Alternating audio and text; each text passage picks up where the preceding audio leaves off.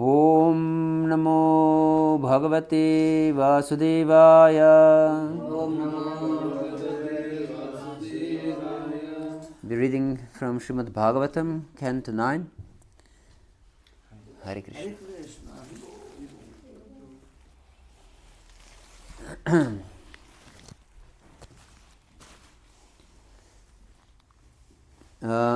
Chapter 15, entitled Paraśurāma, the Lord's Warrior Incarnation, text 41.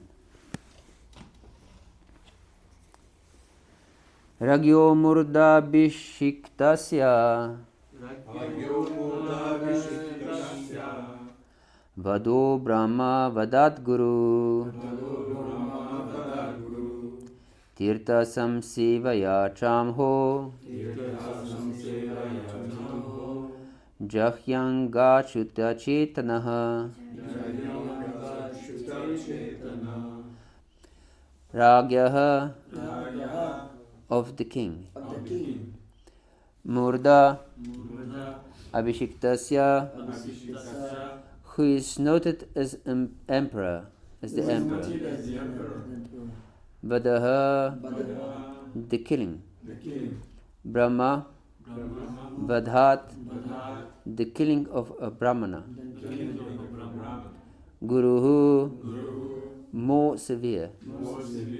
Tirtha, Samsevaya, by worshipping the holy places. Cha, also. Amhaha, the sinful act. Jahi, wash out. Anga, O my dear son. Achyuta, Chetanaha, being fully Krishna conscious. Translation and purport by His Divine Grace, Srila Prabhupada Ki Jai. My dear son, killing a king who is an emperor is more severely sinful than killing a Brahmana. But now, if you become Krishna conscious and worship the holy places, you can atone for this great sin. Purport. One who fully surrenders to the Supreme Personality of Godhead is freed from all sins. Aham tvam sarva papebhyo mokshayishyami. From the very day or moment he fully surrenders to Sri Krishna, even the most sinful person is freed. Nonetheless, as an example, Jamadagni advised his son Paraśurāma to worship the holy places. Because an ordinary person cannot immediately surrender to the Supreme Personality of Godhead, he is advised to go from one holy place to another to find saintly persons and thus gradually be released from sinful reactions. The translation of the verse again. My dear son, killing a king who is an emperor is more severely sinful than killing a Brahmana. But now, if you become Krishna conscious and worship the holy places, you can atone for this great sin. Hare Krishna.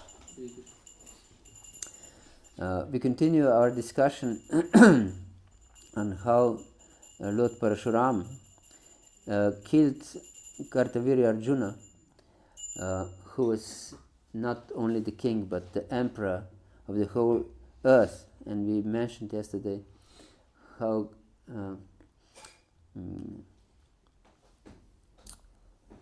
Kārtavīryārjuna was extremely powerful personality. He humiliated even Ravana and caught him like a monkey, it is said, and then contemptuously released him. So, and he killed all his army single-handedly, Paraśurāma, and also beheaded Kārtavīryārjuna. And when he came home, we can see that his father was not very satisfied with this act, and he reproached his son that killing a king is more severely sinful than killing a Brahmana. And we have a similar example from the first canto of Śrīmad-Bhāgavatam. Do you remember which pastime? Yes, in some sense. What do you want? Shringi. Yes, Shringi. Shringi he cursed Parikshit to be killed in 7 days. And when his father realized what his son had done, he was terrified actually. That the king is representative of all demigods, and not just all demigods. He's representative of the Supreme Personality of Godhead himself. But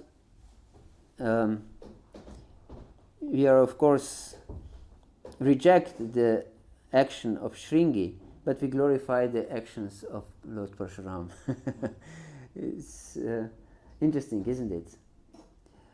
But it's significant because Shringi was performing his act of cursing the saintly king Parikshit from false ego, because his honor was hurt, and because, as we know, Parikshit Maharaj threw that snake around the neck of Samik Rishi, the father of Shringi, and Shringi was extremely offended by this act. And Parikshit immediately repented because of his act. And he was actually praying for some punishment, that he would atone for this sinful act. On the other hand, here we can see that Kārtavīryārjuna was not repentant because he stole the Kamadhenu from a Brahmana. And this is much more severe act than throwing a dead snake around the neck. to steal a cow from a Brahmana. We know from the 10th canto how destructive is to take anything from the Brahmana. In the story of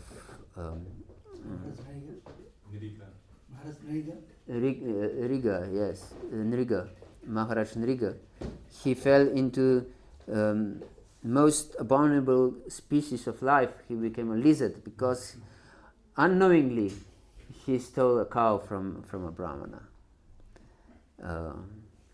and gave it in charity to another Brahmana. But still, he was severely punished. And he wanted to atone for this act and asked these two Brahmanas to give this cow to him, and for exchange for thousands of best cows to each. But they didn't want to. They were fighting, whose cow is this? They didn't want to exchange this cow for thousands of new cows. Yes. And so King Nriga had to become a lizard in his next life. But he met Lord Krishna. Yes, so he was blessed in some way or another. But Kārtavīryārjuna, he didn't repent that he stole a cow from a Brahmana. And he fought against Lord Paraśurāma and wanted to kill him also. Yes. He used 500 bows simultaneously because he had 1,000 arms to kill Paraśurāma. But he was unsuccessful. Yes. But nevertheless, here the father, Jamadagni, was not satisfied by killing a king. And we know that Kārtavīryārjuna was not ordinary emperor also. He comes in the line of Yayati, and in the line of these saintly kings. So he was also a special soul.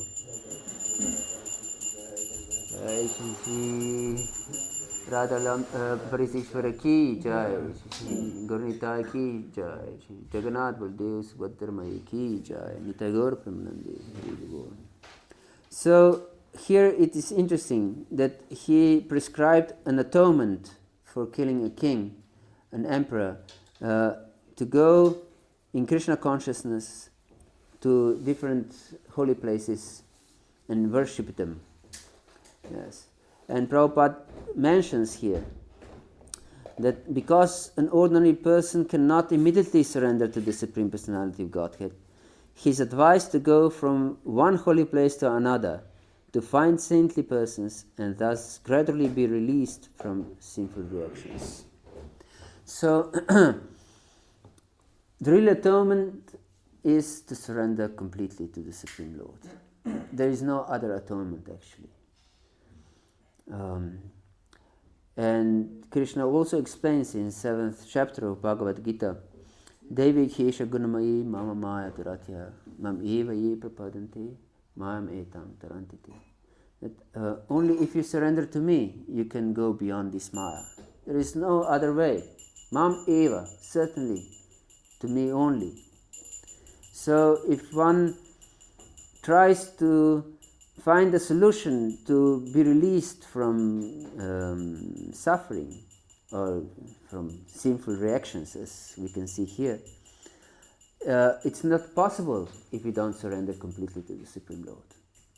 No atonement will suffice, actually. Yes. Only because people are not able to surrender, they are advised to go from one holy place to another. And not just to bathe there and to I don't know what is the system in Slovenia. If you go, on the top of the mountains there is a stamp, rubber stamp. You can have a notebook and stamp that you prove that you have climbed this particular mountain. So it's no use to rubber stamp your notebook that you have visited these holy places or to bathe there. Yes. Actually, Krishna himself warns us from this mentality. Yasyatma buddhi kuna petri dhatuke swadhika lataradushu bhauma ijati yatirtha buddhi salilena karkichit janeshu abhigeshu saiva bokara. He explains in the 10th canto of Śrīmad-Bhāgavatam how to visit the holy places or to even worship the deities with materialistic idea is cow and ass mentality. Yes.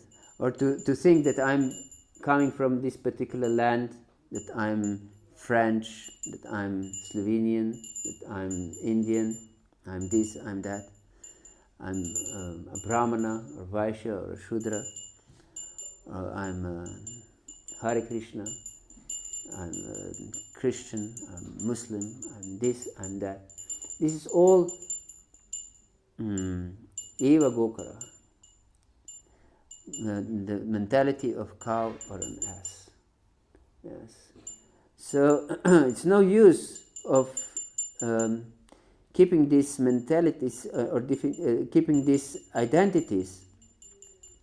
One should completely surrender to the Lord and keep the only identity we have, and this is to be a servant. So this mentality of being a servant needs to be practiced, because from time immemorial we are in this world because we don't want to serve. we want to be the master. When one friend of mine engaged with some girl, he's a devotee and she is also a devotee. One senior devotee told them very interesting thing. He said to them that two masters never go along together, but two servants can.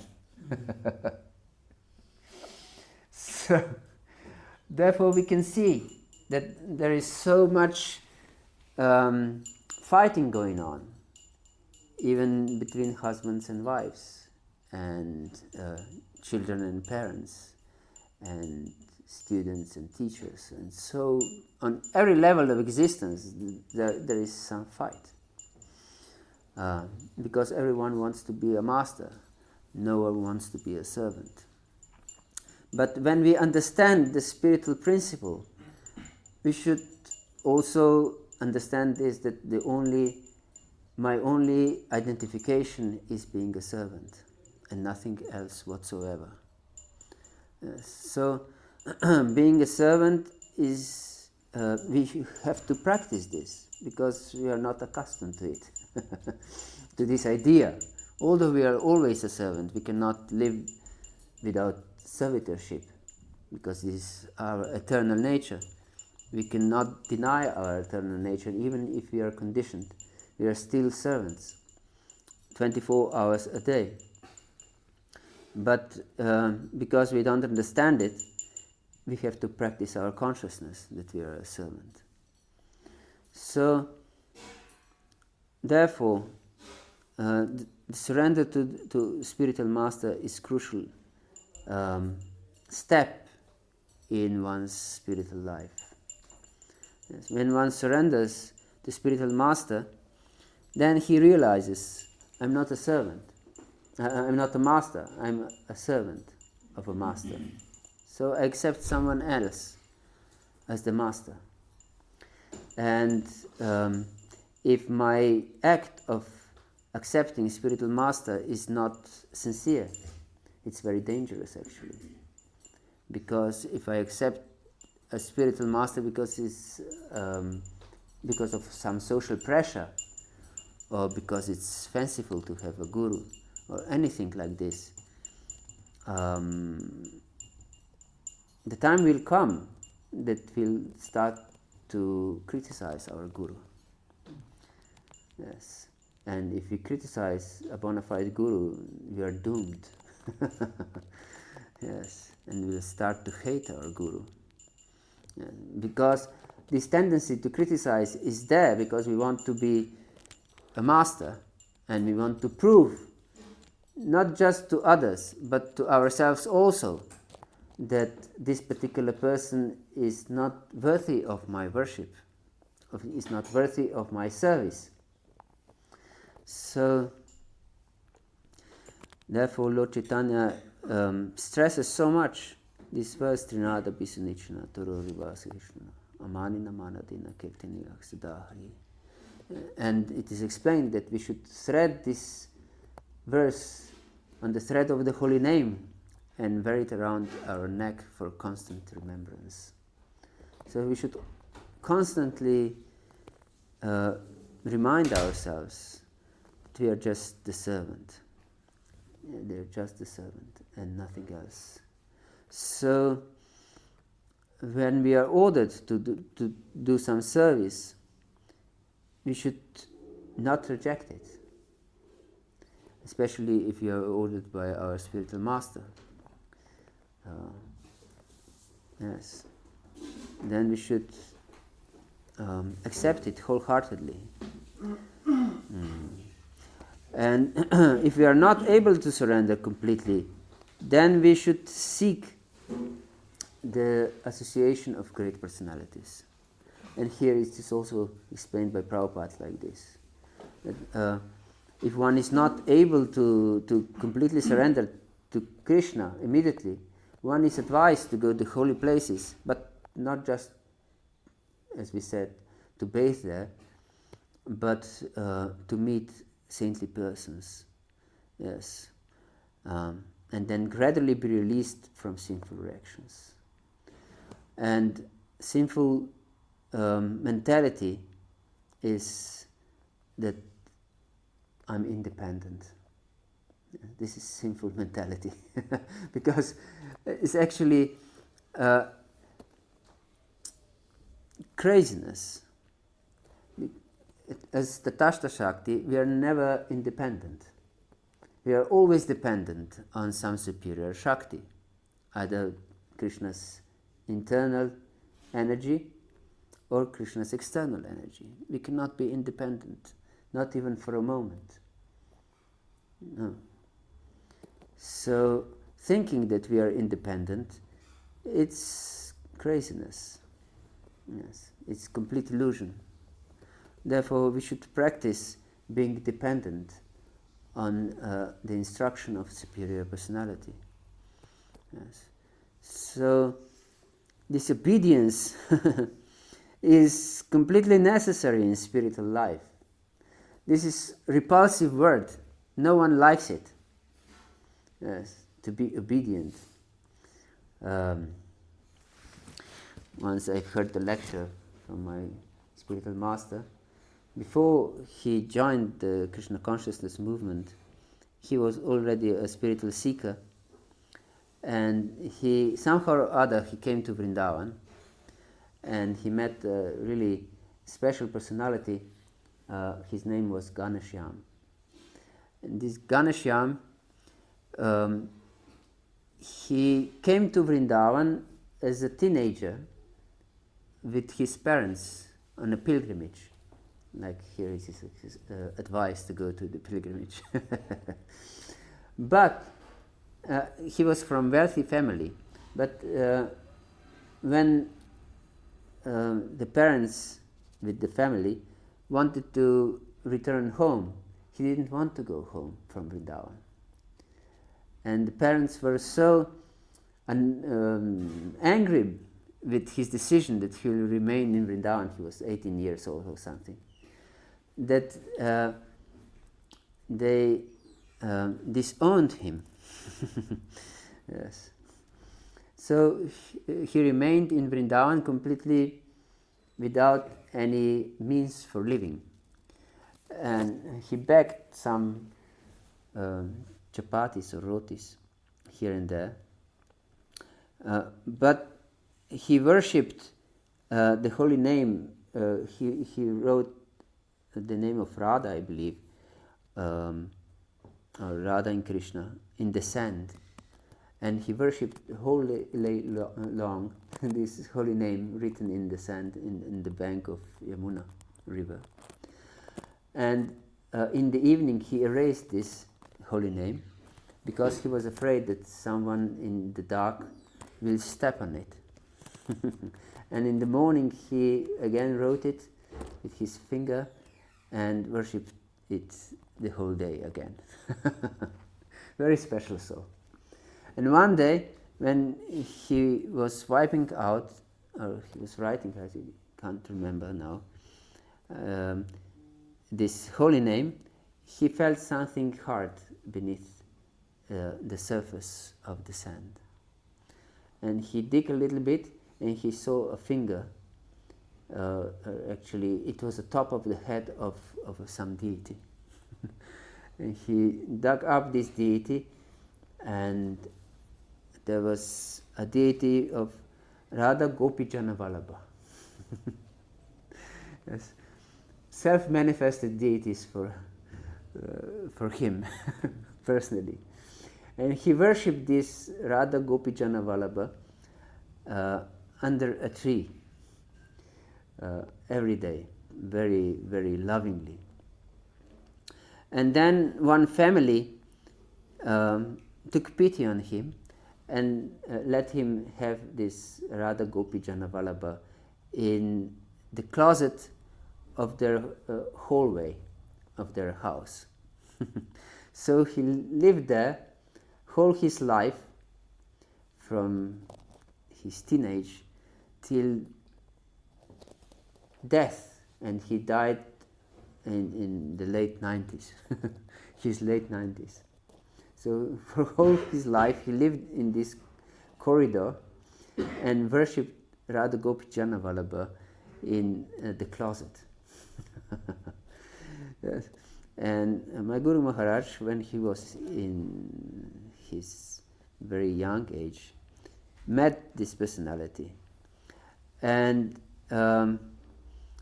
he helped him in worshipping Radha Gopijana Vallabha. But this Ghanashyam Prabhu didn't want my Guru Maharaj to serve, because he considered him as a special guest of Radha Gopijana Vallabha, and he served him with all his means. Yes, and he repeatedly said to him, "I'm your obedient, I'm your obedient." And then this became a joke between my Guru Maharaj and Bhakti Tirtha Maharaj. So whenever they met each other, they said to each other, "I'm your obedient." I'm your obedient. Yes. And he really served day and night these deities, so much so that he couldn't go out for Madhukari. And he didn't visit any of the holy places in Vrindavan because he didn't have time, because he served Radha Gopijana Vallabha. And one time he was carrying water from Yamuna for the deities, and because he was very old, he couldn't carry it for a very long time, so he went for a step or two and he put down the bucket and took rest for some time, and then continued his walking with the bucket. And my Guru Maharaj saw this, and he wanted to carry this bucket for him, and he didn't let this bucket. He said, "Don't take this bucket. You are a special guest of Radha Gopijana Vallabha. You should enjoy. I am just a servant. Please let me serve you." And then my Guru Maharaj was very adamant that I'll take this bucket and help you. And then he started, this Ghanashyam started to cry and said, "This is my only life, this service to Radha Gopijana Vallabha. Please don't take it away from me. Please don't take it away." So this should be our goal, to have such service mentality. Yes. And he also gave all his rotis to my Guru Maharaj. And then, but my Guru Maharaj didn't know, because he only gave him one roti a day. So he thought nothing special, so he gave me his roti. And then some sadhus became very angry at my Guru Maharaj, and they said, "Do you know that Ghanashyam Prabhu, he doesn't eat for the whole week because you eat all his rotis?" And he was shocked. How is this possible? And then next day he purposely went to Ghanashyam's place. First he went on the ordinary time, and Ghanashyam again gave him a roti, and he protested, "No, this is your roti. You don't have anything else to eat." And he protested, "No, this is not true. I have so much to eat." And he wanted to show him food, but she said, "No need. Yes, please accept this." And he forced him practically to accept this roti again. And then the next day he came to visit Ghanashyam few hours later than usually, that he could already eat this roti. But when he came, Ghanashyam Prabhu said to him, "Oh, you're late today. Radha Gopijana Vallabha saved this roti for you." Hare Krishna. So this is service mentality. Of course, one cannot be so extremely advanced at the beginning as this Ganashyam Baba was, but we should strive for this example, to be just a servant, to serve everyone, and see everyone as special guest of Radha Parisishvara, for example. Yeah. This special guest, and I'm just a servant and entitled to serve these special guests of Radha Parisishvara. Anyone who comes here is a special guest, yes, of Radha Parisishvara. So we should try to accept this service mentality in whatever way possible, and practice humility, not protest if we are even abused. Yes, if other devotees are abused, we should protest, of course. But if we are abused, we shouldn't protest. We should accept it as Krishna's mercy. Yes, that Krishna is teaching us a lesson, that I should become a humble servant. And since I want to be an arrogant master, Krishna is teaching me humility. So it's for my benefit. If I accept this kind of mentality, I'm safe. Otherwise, if I want to fight for my right, I can win, but I will lose my consciousness, my opportunity to become a humble servant. And this is the greatest loss, actually, if we lose this opportunity to acquire this consciousness of being a humble servant.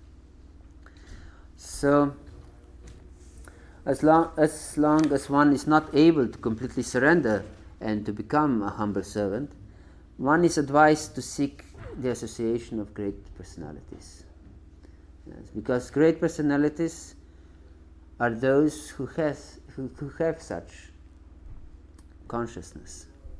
And by such examples, like we mentioned this Ganashyam Baba, we acquire deep desire to be like that ourselves also. Yes. So seek the association of great personalities, and don't associate with mixed devotees. This is instruction of Narottam Das Thakur in Prema Bhakti Chandrika. Yes, because if we associate with mixed devotees, we'll accept material desires as something acceptable in spiritual life. Yes, because one can know one, but by association that he keeps. Yes. So we should keep the most saintly association possible, and be saintly association ourselves also. Hare Krishna. Is there any question or comment? Yes, please. You mentioned that we should be humble, but what is humility? Like, what humility really means? What is humility? Yes, this is a crucial question. Humility is to understand that I'm a servant. This is humility, and I serve my masters. Actually, just to bow our head is not necessarily humility. Especially if we act in a humble way to demoniac personalities. We should not follow demonic personalities just because we want to be humble. We should follow saintly personalities in this humble attitude. So humility is to surrender to saintly authority. Yes, and act under his guidance. But at times, like when you surrender, so you, like for me at least, I start comparing that I am doing this much, I am doing more. Then pride also comes. So. Yes, it's true. And this is the trick of Maya. This pride is trick of Maya. And if we don't curb it consciously, we'll be taught by Krishna in some way that we'll not like very much. So, especially if we are sincere, if we really want to be a devotee, then Krishna will take special care of us and he will teach us a lesson. But if we are not consciously trying to become humble, Krishna will teach us in some hard way. Yes. For being humble, we have to follow saintly devotees. Yeah, saintly devotees, but with the mentality not that I'm a great devotee, but with the mentality that I'm just a servant, and I'm extremely fortunate that I have an opportunity to render service. Yes, because it's true, actually. It's not just mental adjustment. We are most fortunate personalities in the universe because we can serve the Supreme Personality of Godhead himself in most intimate form of Radha Parisishvara. Yes, they are most intimate personalities, form of Lord. And we have the opportunity to serve them and their devotees. So we should understand that we are just a servant of these great personalities, and consciously train our consciousness, because we should understand that this is a training, Hare Krishna. Right. This is a training. This is like a military drill, actually, because from time immemorial we are accustomed to fight for our supremacy, for our living space. Yes, every living entity is fighting for its living space. So therefore, Trinadapi Sunichana, we should be more humble than a blade of grass, because a blade of grass is also fighting for its living space. But we shouldn't fight for this living space in the material world. But we should try to live in the spiritual world, even now. We should live in spiritual world now, not tomorrow, not at the time of death, but immediately, now. Because if you fight for living space in material world, we'll have a living space in material world. Now. We'll have it now. Therefore, we should live in spiritual world now. This is the only solution. And spiritual world now means to have this consciousness of being a humble servant of the servant of the servant. Gopi Bhartu Padavakamalayur Dasa Dasana Dasa. This is the only position we have. This is the only spiritual position. There is no other spiritual position whatsoever. Hare Krishna. Yes, please. Krishna, thank you so much. Just in continuation of the answer, you say that humility is following The instruction of saintly authorities. Also, I was wondering how do we have knowledge in Bhagavad-Gita who is saintly person and demoniac, but also everyone, saintly person always teaches us that we should see everyone as a servant of the Lord, because Lord is situated in the heart of everyone. Yes. And everyone. And abide by this knowledge that everyone is the child of the God and everyone Yes. there's Lord situated in the heart, then how we differentiate between this person I should follow and this person I should reject. Yes. This is explained by our acharyas. And explained also in Śrīmad-Bhāgavatam actually. This is the quality of Madhyama devotee. Ishvareta dineshu balisheshu dvishachascha prima maitri kripopeksha yakaroti samadhyama. It is mentioned that a devotee who has attained this vivek or ability to discriminate who is who, he should develop love for the Lord. He should be have friendly relationship with the devotees, and of course serve great personalities, and be very merciful to innocent living entities, and completely avoid the envious living entities. Of course, we know that every conditioned soul is envious to some degree or another. But this criterion of being innocent, it's about if we accept the statements of Shastra. If one accepts the statements of Shastra, or at least he's open to God, he can be considered innocent. But if one is openly antagonistic to idea of accepting the Lord, he's considered to be an envious living entity.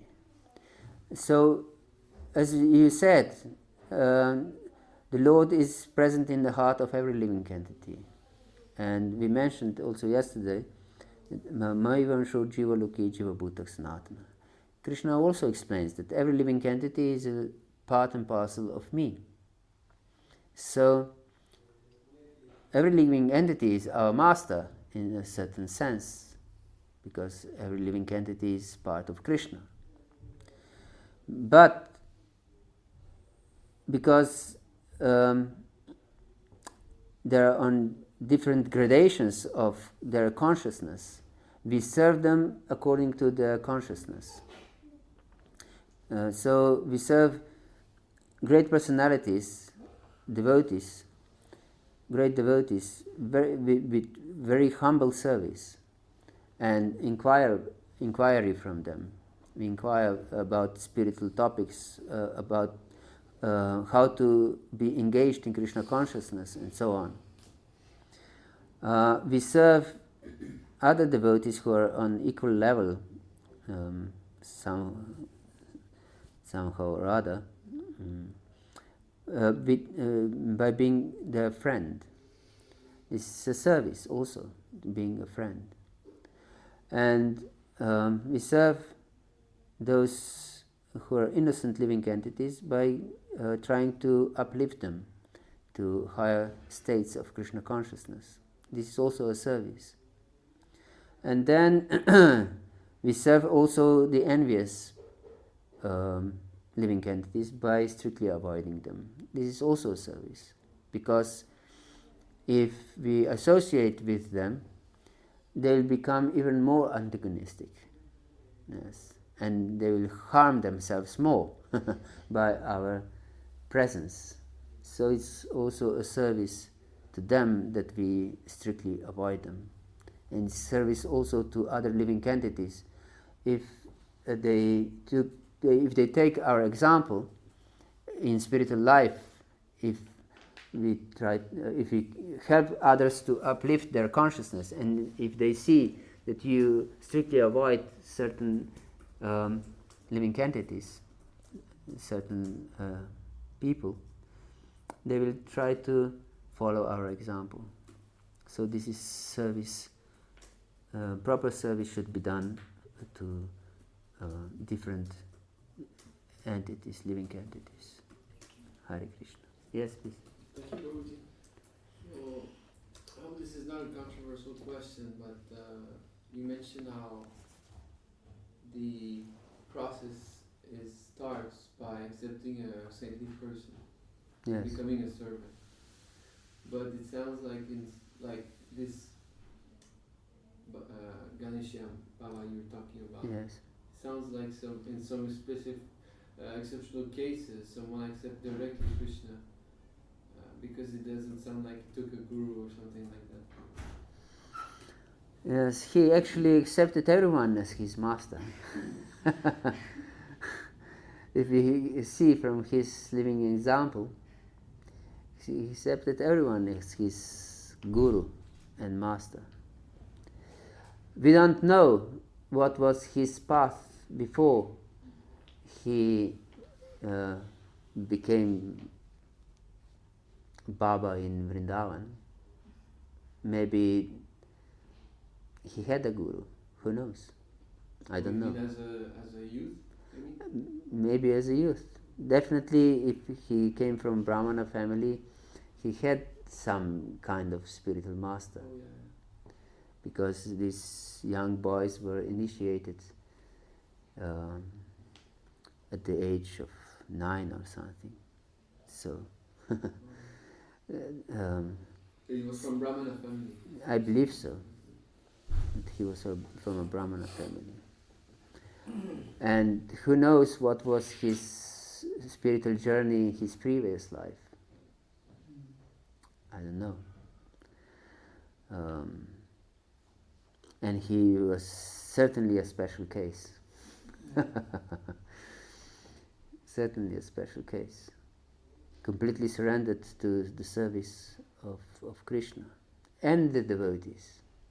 He was not puffed up neophyte devotee. I'm serving Krishna, and he would disrespect anyone else. This is explained as a Prakrita Vaishnava, that he is worshipping only the deity and he disrespects everyone else. But he showed the highest respect for everyone else. Yes. He put himself last. Yes. And this was also the instructions of Lord Jesus Christ. If one wants to be the highest, one should be the last. Yes, one should be a servant of everyone. Yes, so this should be our mentality, not to become the highest, but to be the lowest. Yes, to serve everyone. Hare Krishna. Anything else? Thank you very much for your attention. Grantaraj Śrīmad-Bhāgavatam ki jai, Śrīla Prabhupada ki jai, Gaur Bhakta Vrinda ki jai, Nitai Gaur Pramanande Hare Krishna.